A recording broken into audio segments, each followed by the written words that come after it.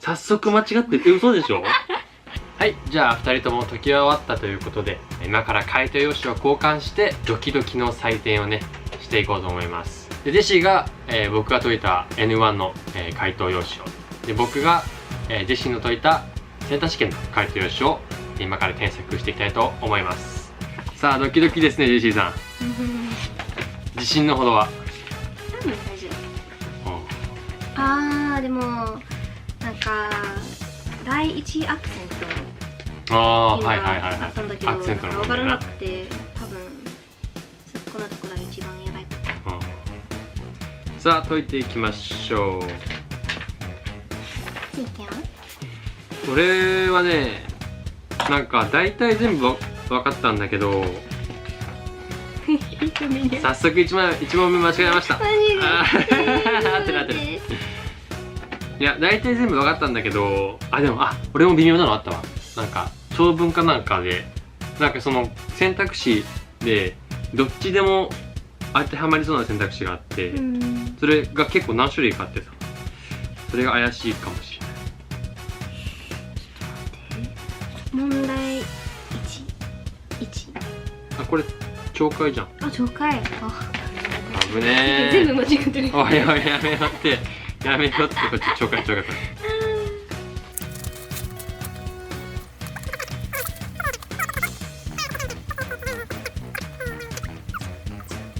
早速間違ってる。嘘でしょ？くっそいいじゃんジェシー、調子いいよ。発見。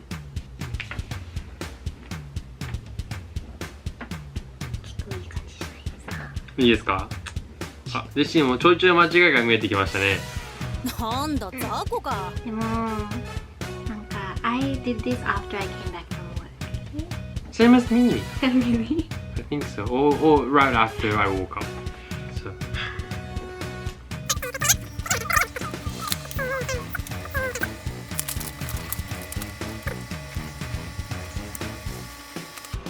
なんか俺のさ、髪の毛がこう眉毛にかかってるからさ、こう眉毛がない人みたいに見える。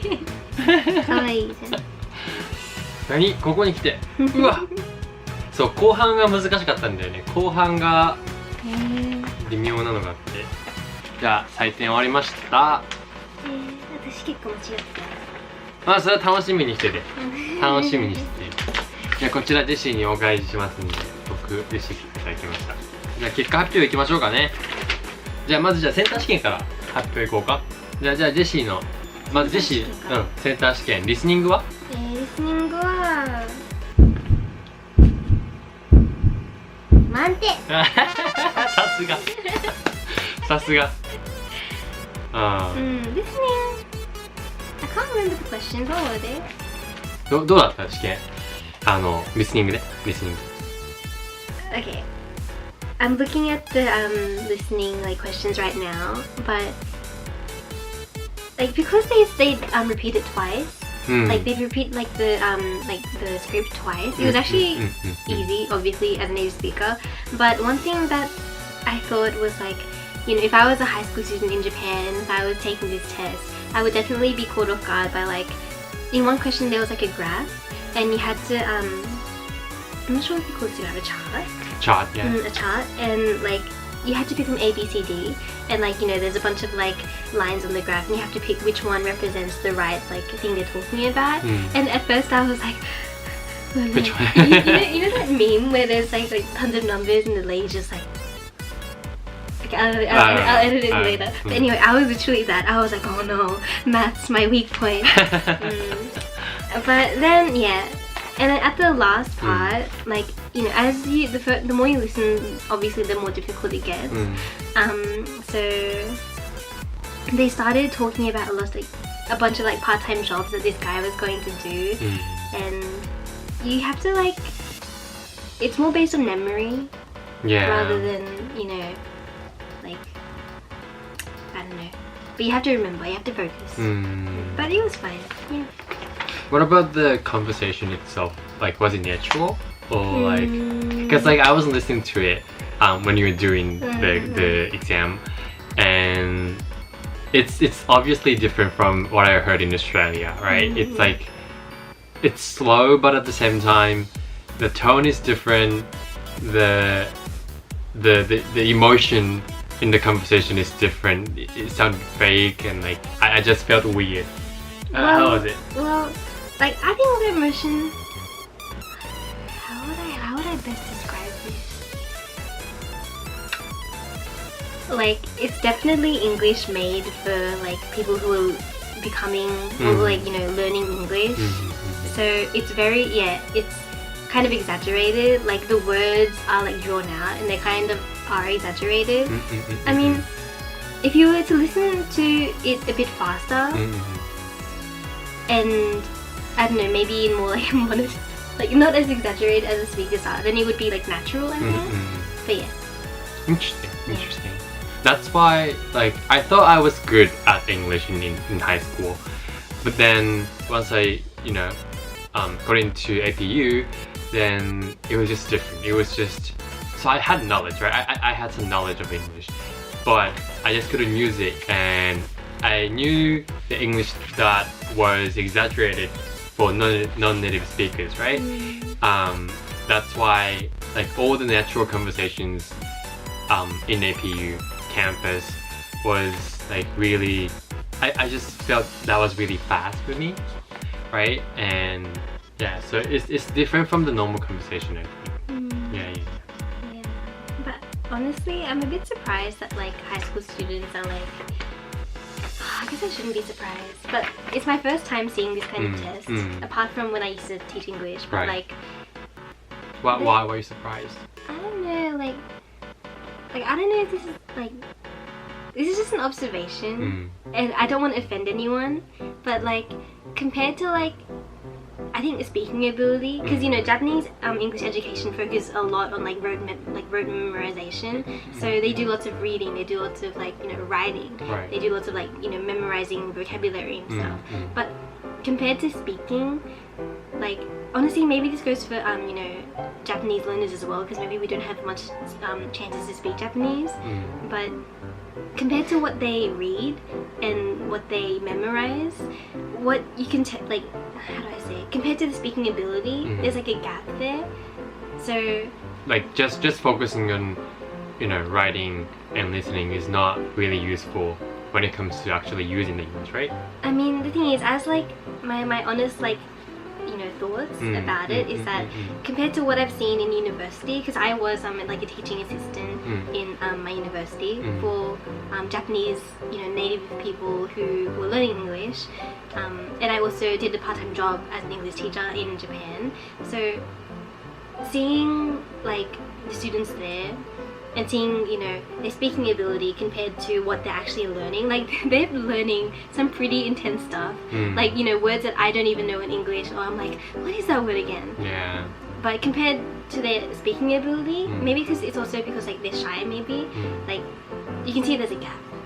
So yeah, that's why I guess whenever I see like the actual test they do in English, I'm just like, dang, Interesting. 続きましてセンター試験の今度筆記だね。じゃあ筆記の点数は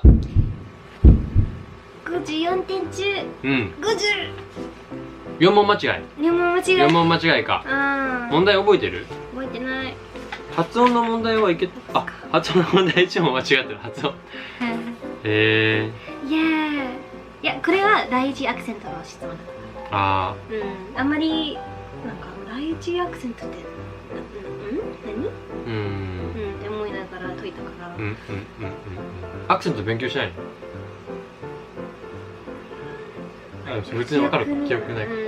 でも思うのがさ、アクセントってさ変わるじゃん、その会話によって。だからさ、ニュースとかで聞くフォーマルな会話でのアクセントを多分想定してると思うんだけど、実際の会話で使うそのアクセントの位置とかって結構変わったりするから、だからそれちょっと難しいよね。だからなんか何て言うんだろう、会話の文脈によってどこでどこにその強調奥っていうの、強調奥、ストレスをがによる。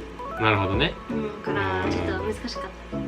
全体的な感想難しかった。なんかちちょっと途中でぼーっとしてたからなんか息が昼寝してたから私もちょっと眠たくなってはあ昼寝したいと。いやでもいるよ、その試験中に寝ちゃう人多分いると思う。日本うん、長い問題多いじゃんか。問題多いし、なんかその俺も JLPT 解いてて思ってたんだけど、面白くないじゃん問題。面白くないの？面いや白くない。リーディング面白かった。あれで面白かった。なんか可愛かった。ああ、でもなんかリスニングもそうだけど結構こうあんまオチがない話とかもあるからさ、ちょっと面白くないなと思いながら。そう。なんかこの前 N2 受けたじゃん。なんか聴解結構面白かった。リーディングも面白かったし。どうやって説明するかちょっとわかんないんだけど、このところでちょっとなんか難しかった。なんかまとまりを良くするために取り除いた方がいい文。ああ、不必要な文を抜くか。ああ、ちょっと難しいね。なるほどね。それ以外はなんか難しくない。ネイティブじゃない人が解いたらどう？難しそう。ネイティブじゃない人が難しそう。あ、難しそうな問題。リーディングが結構かかると思う、時間。ああ、まあ読むスピードもかかるしね。読むスピードもかかるし、その上で問題の内容を理解しながら解かなきゃいけないから、ただ読めるだけじゃなくって読んだことを頭に置きながら読み進める力、これ難しいよね。そんな感じかな。でも試験の中の英語なんか日常会話で使う。あ、使う英語が入ってた？へえ、なるほどね。じゃあこんな感じですかね。じゃあまあ検証結果、センター試験に関しては、ネイティブでも満点は取れないと問題によってはアクセントの問題だったりとか、リーディングであんまネイティブがあんまり聞かれないような質問、不必要な文を抜きなさいとか、ネイティブってアクセントあんま意識しないからアクセントの位置を問う問題とかはやっぱ難しかったのかなっていう感じですかね。まあ私普通に間違えたというか、なんかエッセイを書くときも、今でもなんか不必要な文っていう感じでした。はい、じゃあ続きまして、JLPT やっていきましょうかね。じゃあまずはじゃあ聴解からいこうか。聴解から、まあ、全部の問題のうち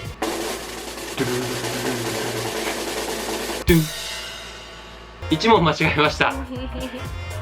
畜生。しかも一番初めの問題、1問目の一番初めの問題。いやー、なんだろうね。いや、メモ取りながら解いたんですよ今回。だからちょっと結構分析しながら解いた感じ、問題の内容をね。あ、そう、日本のセンター試験と違うのが質問文が書かれてない。日本のセンター試験ってほら、例えば which picture とか when とか質問文が書いてあるんだけど、 JLPT1 の場合は問題用紙にそもそも質問の内容書かれてないから自分で聞いて理解しないといけないっていうのがあって、それでむずっと思って、でスピードも結構速かった。会話のスピード、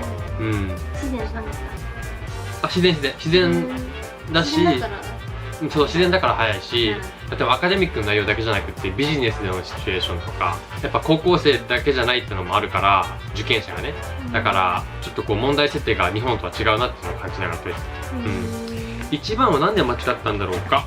その問題の特徴としてなんか、まず何をしますかみたいな、いつ何をしますかじゃなくて、会話の内容自体は結構正しいんだけど、じゃあその時系列の中でまず初めに何をしますか、一番初めにするものを答えなさいっていうのがあって、でもいろんな情報が入ってきてるから、ネイティブでもあれこれいつ言ってたっけみたいな、メモ取りながらじゃないと忘れちゃう。だから全体的に思ったのが、さっきジェシーも言ってたけど、聞きながら聞いて何言ってるかを頭の中にこう片隅に置きながら、他の内容も新しい情報を聞きながらっていう感じだから。でも普通勉強してたらさ、入ったら抜けてくじゃんか単語だけとか文法だけとか勉強してたら、あ、この文法知ってるみたいな、そればっかり意識して他の内容入ってこないみたいな、それが起きそうだなと思った。もしも自分がこれを解くとしたら。でも多分政権が日本人だから聴解が難しかったかもしれない。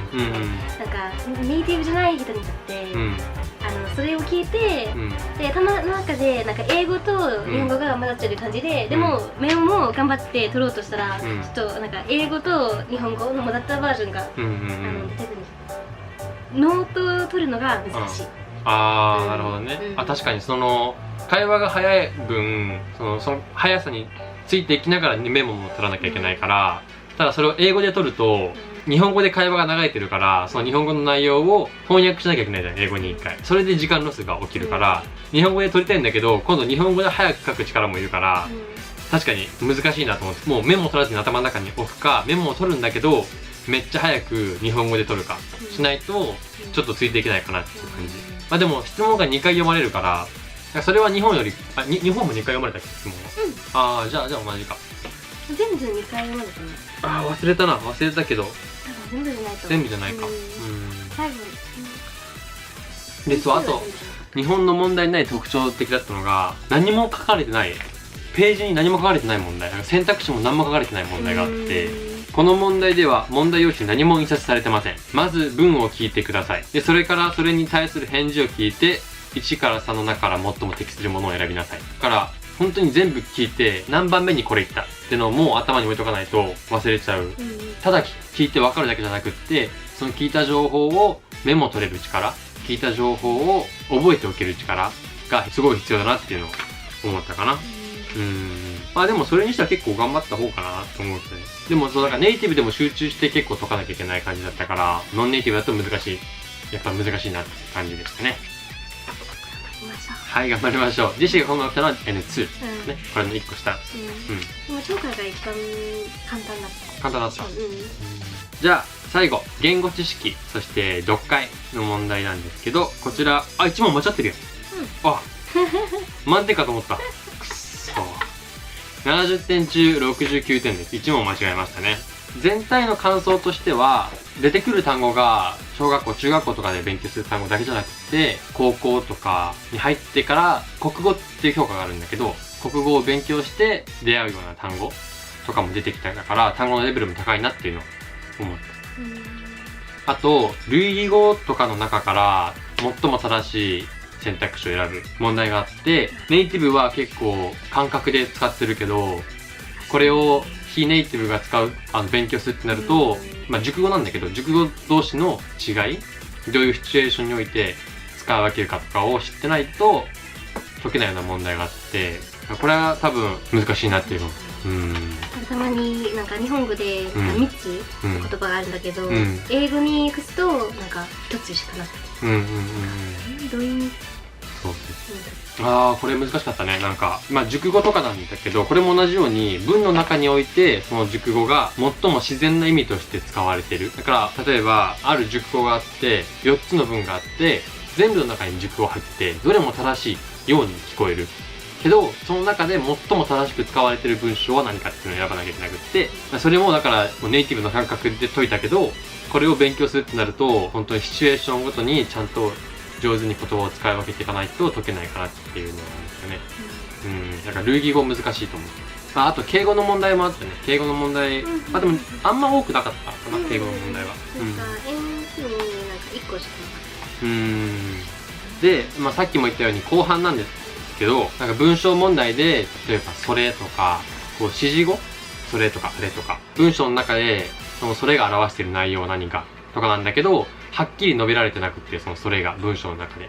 だからコンテクストを読んで、多分大体ここら辺で言ってることがそれになるんだろうなみたいなことを推測しながら読まなきゃいけないから、もちろん文章の内容を理解しなきゃいけないんだけど、それと同時にさっきも言ったように読みながら読んだことを頭の片隅に置いて、文の流れを読んでいって、初めの方にこれが述べられてたとか考えなきゃいけないから、だからただ読めるだけじゃなくって読んで理解する力が必要なのかなって思った。だから普通に俺が間違った問題がある表現があって、でその表現を、しかもその表現は辞書の使い方とかじゃなくって、筆者が文章の中で使ってるその表現、筆者にとってのその文章、その表現の定義は何かみたいなニュアンス、コンテクスト読まないとその筆者が使ってる言葉の使い方がわからないっていうような感じだったかな。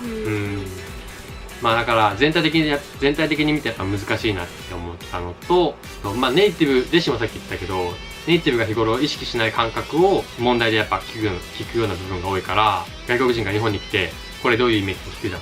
日本人答えられないこと多いじゃんか。だからそれをちゃんと答えてあげないと多分永遠にわからないまま終わっていくんだろうなって思ったから、じゃあ検証結果、英語日本語のネイティブが、それぞれの試験問題解いても満点は取ることはできませんでした。申し訳ございません。